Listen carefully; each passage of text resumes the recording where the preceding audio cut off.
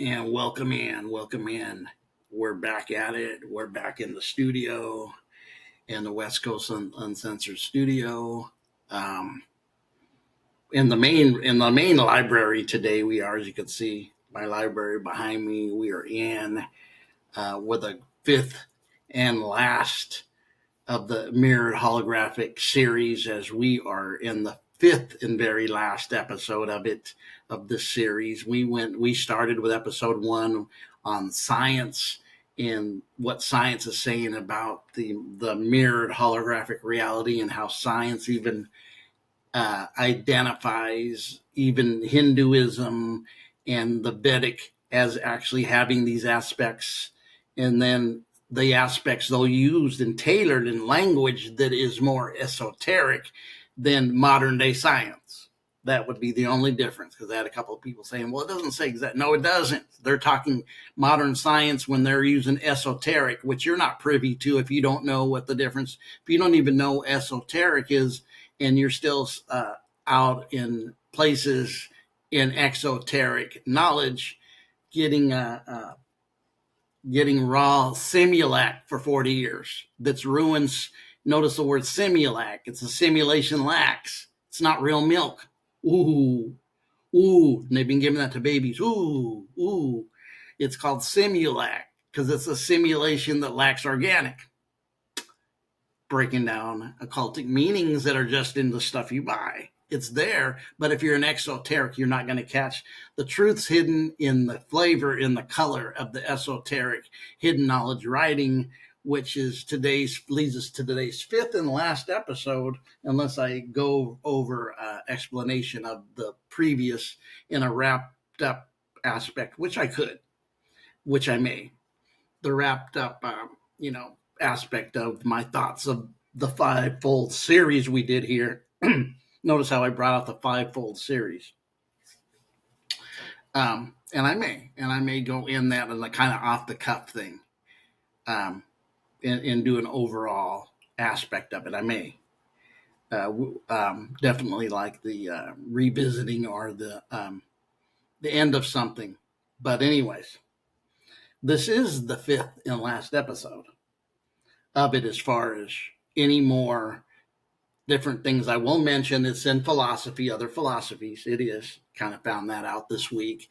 It's in different philosophical teachings and different aspects of that, or the holographic reality, and some even books that are connected when you start reading some of these ancient books that are fairy tales in philosophy books really had mentioned this too. But we went into the prime kind of religion. We went through Hinduism, like I said. We went through modern day science first. We went into Hinduism second. We went into, I believe, the I Chi third. Last episode 4 was Buddhism, and we're finishing today. If you didn't know, but now you're going to find out, Christianity had the link to it too. The Kabbalah has a link, as I found out. The Kabbalah, which is Judaism's esoteric book aspects. Kabbalah, not, every religion, every past has an esoteric to it. In the exoteric, they find plausible for you to eat, take, sup with, but who makes that decision? That's the question. Who makes the decision that you only get exoteric knowledge? Just think about that. Who made that decision? Who made that decision? Who makes and continues to make that decision not to giving you the real habanero sauce, if I may? Keep giving you fake chilies that have no heat and calling it habanero, when you're like, you well-versed habanero tasting chili eaters are like, don't bring no fire. This ain't really habanero. That's what I'm talking about. That would be kind of the revelation or an allegorical meaning to what I'm saying. So when we get into this aspect of this, we're going to go in. So Christianity, of course, it's a little bit in the canonized version. It is a little bit, but mostly it goes deeper into Gnosticism. And we're going to go there today. So I'm going to share a page. We're going to go on the Gnostic reading. But first, before we read what it says about Gnosticism connection, there's a few scripture in the book of Jude, I believe, and I could be wrong. I think it's the book of Jude. It talks about he will send back his loved ones or little ones, a myriad of himself, a myriad of saviors with a plural. This is a quote on the book of Jude, which really I believe is a quote from the book of Enoch, and I could be wrong on that. That quote in Jude is really a quote from Enoch, the book of Enoch, because the canonized version has a bunch of esoteric knowledge in it, but when you're not aware of it, you just pass it by because you've been trained to be an exotericism. You've been programmed, is what I'm saying. We all were programmed if we came out of religion. You were programmed like how when they used to do these car tests to see how people would be affected in car crashes. They used to call them crash dummies. We've been the program crash dummies in religious and politics, exoteric stuff. Just facts. We disclose here at West Coast Uncensored. We don't censor. We uncensor the censor. And that's even a little thing. I shared a picture of a professional wrestler on TikTok, and they queued me up for that and blocked it. And I'm like, what? Instagram didn't, Facebook didn't, YouTube didn't, but you do? Really? You do? Really? Boy, like they really don't like your rights, because you have rights to express your feelings. Supposed to be, but we've seen it from 2020 on, jive time. But I'm not deep diving in jive time. That will be in the upcoming episodes, because we're going to get a little steamier in the upset. I'm going to go back into what is happening in the world. And we're going to have some Whitney Webb telling us what's really going on. Little AI diving. We're going to do what's really going on that we're not told, because we only see the actors, the main puppets. That's the names we know. But what about the connection of them who are connected to big things but don't have the name, that if you've seen them on TV and they walked by, say a Musk, you wouldn't know who that guy is. We're going to find out who them guys are connected to AI, BlackRock, Vanguard, Mindset, what they got in store for you all. If this is part of why we need to know this. I don't always do this, but when I do, guess where we do it good at? Here. So we're going to have some Whitney Webb, may even dive in some things that I won't even mention yet. But anyways, we're going one way. We're sharing the last of this series today.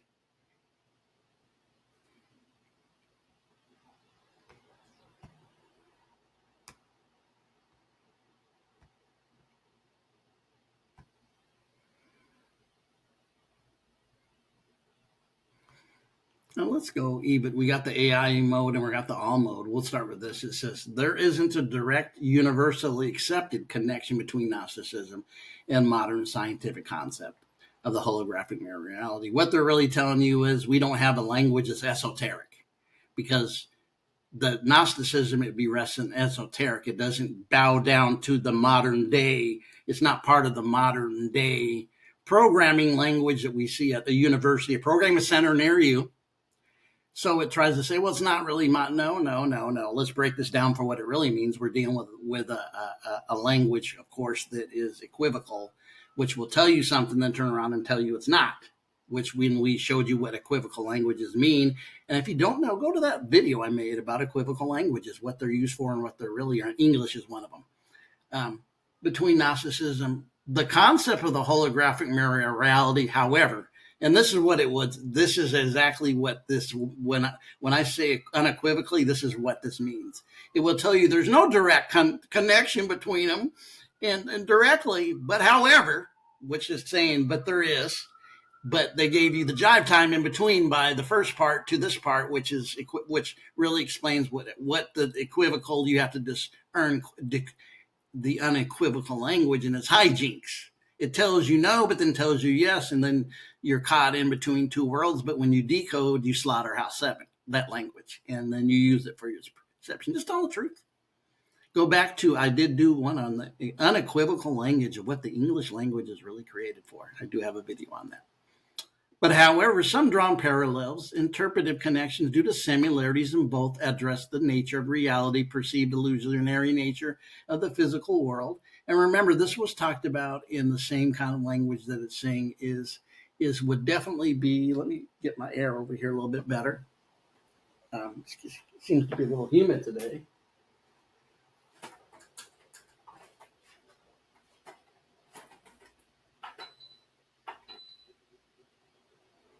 Okay. Woo, we're on a roll today. You said, D, you're already starting in. I am. I'm starting in. Seeing revelation. That's why awareness is so important. You can use your awareness and what you know by maneuvering this reality.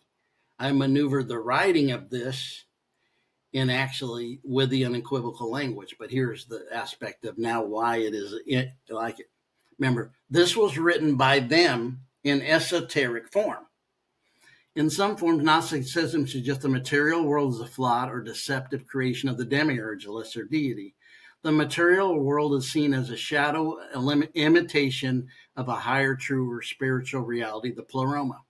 The idea of the holographic simulated reality suggests that it's perceived as real might be a perception or complex representation of an underlying reality. And if you remember when we got into some of the other ones, when we got into the science part, it was saying the same thing, that there was a greater reality. This was the scientific part, agreeing with this in Hinduism, because if you really look at the base of Hinduism, Gnosticism, the I Ching, and this, it's telling you there's a reality within a reality through perceptions of lights that's really an illusionary Maya. If I go back to Hinduism, reality.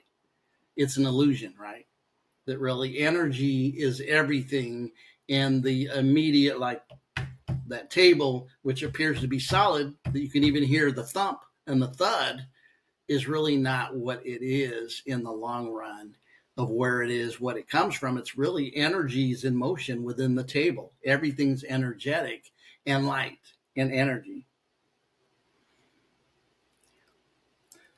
So Gnosticism's central concept is special esoteric knowledge that helps people understand the true nature of the cosmos and their place in it, leading to freedom from the material world. Remember that, freedom from. The highlights the idea of the deeper understanding is key to unlocking a higher truth. In a holographic reality, gaining a deeper understanding might involve recognizing the underlying informational structure that creates our perceived reality. And that would be very much the same thing. Gnosticism often embraces a dualistic view, seeing the spiritual realm as good, linked to light and truth, while the material realm is seen as flawed. The holographic itself is dualistic, however, discussions sometimes touch the idea of the difference between a perceived physical reality and a more fundamental information or energetic reality, meaning what I just said. Is this energy or is this solid? It's the perception that you're in that appears to be real, but they're saying right here, the energetic thing is, it's not real. This is nothing but energy. This table is energy. The thoughts or the mind create the reality of what we see by project outside of ourselves. If you remember the first episodes, we're projecting this reality through this. We project solid, we start creating the solid. That's why you're kind of the creator in motion, still unfolding itself to unfolding itself, which is a deeper thing. And I'll save that maybe if I do a recap of this. Movies like The Matrix and Gnostic themes showing humanity trapped in a simulated reality with a protagonist, Neo seeking secret knowledge to escape, Gnosis. And I'm telling you, The Matrix is definitely found some information that was taken, and a lot of what was used in The Matrix was used from Gnosticism. Yeah, it was. I had read that and kind of got into that.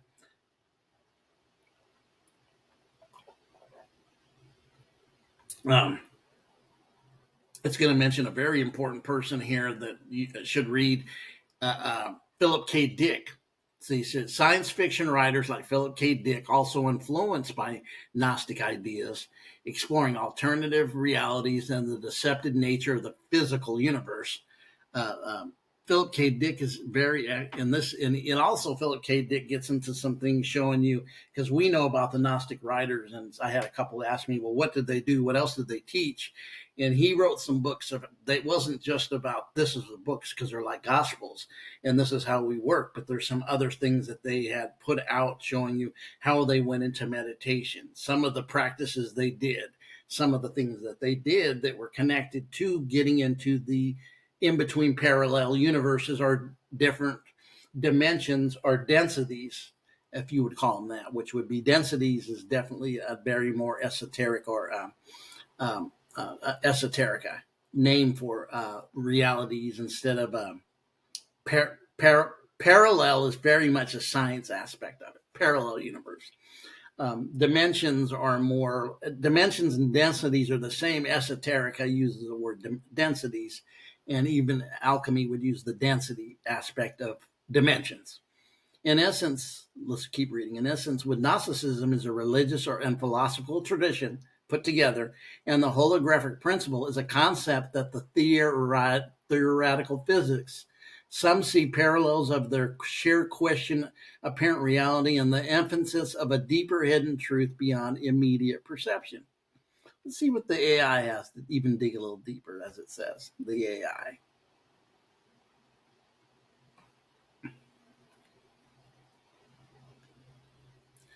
Modern thoughts has drawn intriguing connections between Gnosticism and the concept of the holographic or simulated reality. Reality is an illusion one. Both Gnosticism and holographic universe theory suggests the material world might not be entirely real. This goes back, this book is 2,000 years old.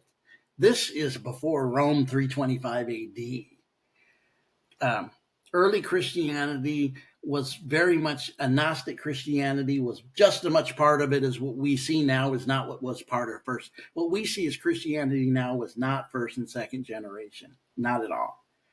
That was after the influx of Rome, and let's be honest, it was Rome who took it over. The Roman Empire took it over, if I can even be more factual. And they took it over and made it theirs, and it really became a political war machine because they went conquering with it. That's just facts. Anything less, you're lying to yourself because you ain't going to lie to me. I already know. And I accept the truth. I didn't let my former religious beliefs bind me. I walked out of the religious beliefs out of that to expand myself to more truth, because that's how I have rolled for 30 years, and I believe multiple lifetimes. Gnostics believe the physical world. We already seen that. We already seen that the reality. Escaping the illusion. Gnostics believe the salvation or liberation gnosis involved in acquiring esoteric knowledge to escape the material realm to return to the true, higher divine realm, pleroma. Understanding the nature and holographic reality can unblock the potential to transcend and perceive limitations. So it's agreeing with it, hand in hand. We got two aspects of the theory of this from recent science to, like I said, we can go 2,000 years, we can go 5,000 years to the I Ching. The Gnostics and the sages and them knew this stuff that science is just starting to put together again, just starting to engage in. Some holographic theories propose that consciousness is merely a product of the brain, but a fundamental field interacting with the quantum fabric of the universe. Thoughts and intentions could be shaping the holographic universe. This aligns with the Gnostics' emphasis on the divine spark or inner essence within humans and the potential to connect with higher consciousness or God through gnosis. Modern applications. Discussions made around modern technology like a virtual reality, transhumanism, sometimes involve Gnostic themes of transcending the body, escaping physical limitations through technology. The digital Gnosticism raised similar questions, but reality and the human condition is an increasingly technological world. It's important to note the connection between Gnosticism and is primarily has a conceptual comparison, not a direct link. That's what they say because they're going from scientific. But what I say is they're light years ahead of you because it's a fact. We got proofs of linear years, if it's not linear, than what it is that they did, because these people realize the information comes from one, not just one side of the brain, from within you. That's the divine spark. A lot of the people in science are only leaning on one side. Let's just be honest. That's the difference between Freud and Jung. Jung went both sides. Freud wanted to stay analytical into outside of you. Freud took this into a very spiritual relationship connected to psych. Difference. Jung, to me, is light years ahead of him. Somebody said, well, how come they asked Freud? They said, well, Freud was asked, how does it feel to be the smartest man in the world? And you know what his aspect, he said it wasn't himself. It was Tesla. Go ask Tesla. But guess who Tesla would hang around and was more like? Jung. And they said, oh my God, you're right. And I said, yeah. There's connection between Jung and Tesla. Because Tesla knew Jung, knew what he was talking, because Tesla was a spiritual, woken up, because he was a meditator in the dark to awaken, and his ideas would be given through him, in him, from the very dark space, or the dark womb, or the pleroma, or what even we seen here, a black hole. In the first episode, talked about the black hole. And when I seen that, the science aspect, and I read it, and I go, that is very much the story of ancient sages, mystics, and those who had knowledge, was saying exactly about what they were saying. What we call black hole, which I wouldn't think of now, was the nothingness, the all, the dark womb, the pleroma. Very interesting, very interesting. It's crucial to distinguish between ancient religions, belief systems, and modern. Yeah, definitely. And those knowers know. And when you know, right? Yeah. When you know. And you got to look at this coming from science. They're the qualifiers. No, you're the Johnny come latelys. That's a fact. There's no science that can wiggle out of that, but your programming will. But I'm not going to down because they found this out. But I also know they're one-side workers of the brain. But I also found out some of the initial ones. I learned this from, I don't have the proof myself, but Morg had brought this out. I don't know if any of you know who Morg is. Go watch his channel, very good channel. I've never shared a video from Morg, and I thought about it. I do like Morg. Interesting guy. Good stuff.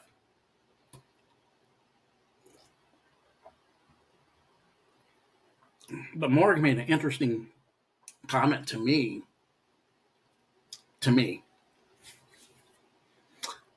My next video will be the recap of these 5, and I will be off the cuffing it. Because my notes are here and here. And here. You know how everybody's going around like this and saying, oh, that's of the devil and that's the eye or whatever. Somebody going like this.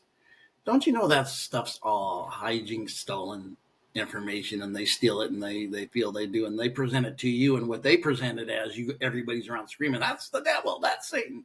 When you really know the symbol, the sign, and the practice, and even maybe the character or the prototype or archetype really had nothing to do with what they're saying. They just hijacked it and gave you kind of like a swastika. Swastika's ancient. But anyways, so very interesting that Gnosticism is very much in the court, and I'm not surprised when you start dealing with the language of Gnosticism with the emanations. Go look up what the emanations are, and then the illusion of Maya, and then the I Ching. When you look at in the I Ching, they were like bulbs of light connected to a string, and when it would come down, it was these strings and lights were connected, and it would give you the full fight of the reality of the universe with light, because it's all like holographic light. Because holographic light is light. It is light. Why do you think it's so heavy on? They hijacked Luciferianism so hard, because when you really understand the ancient meaning of Luciferian, it's nothing to what's presented now by evil. It's none of that. It has nothing to do with that. I mean, Lucifer goes back to the Venus, the bright morning star, which which is mentioned in the Old Testament, one scripture that's not written in Hebrew. One, it's not written in Hebrew. Think about this. One, which mentions Lucifer, the light bearer, and then the book of Revelations, it calls Jesus the same thing. It calls Jesus Lucifer if you accept the truth, but you'll run with your indoctrination. But them who know. There ain't nowhere to run and hide. It will always slap you in the face. Like John Lennon said, instant karma will always slap you in the face. You can run and hide as much as you want, but it'll always find a way to pop you again. Slap. It's trying to wake you up. Karma is not necessarily evil. Karma is just trying to wake you up to learn the lesson by redeeming the lesson. Growth from it. But anyways, when we look at it, very interesting. So we went through all four of them. We'll definitely stop and we'll go into the next video. I thought about moving on. I think I will do next video will be the recap. One more time. The next video will be the recap. And then we're going to go into some other things about what's going on outside of us. We see everything going on from murder, death, and war, and weather attacks, mental attacks, fire, scorching and burning and flooding is everywhere. And what's going on with AI? And AI also, he didn't mention, because it didn't mention in this article, is definitely connected to, and I'm starting to think that has always been part of what we would call the demiurge or the Antichrist. But we'll get on that. We will get on that. So I'm going to recap, and it's going to be off the cuff recap. I'm not going to have any notes of the five I'm going to do. I'm going to go from the heart, from the mind, from the revelation. I'm going to let it flow. I'm going to tie in things, recap the series, which definitely has been awesome. Thanks for the watches. And in between, we did the reshaping the reality within. Boy, those things that number one is on a viral rampage through the community right now. I looked up and said, whoa, what happened here? Yeah. And 2 is picking up now too. So, but 1 and 2 is picking up. So you guys have a fantastic day.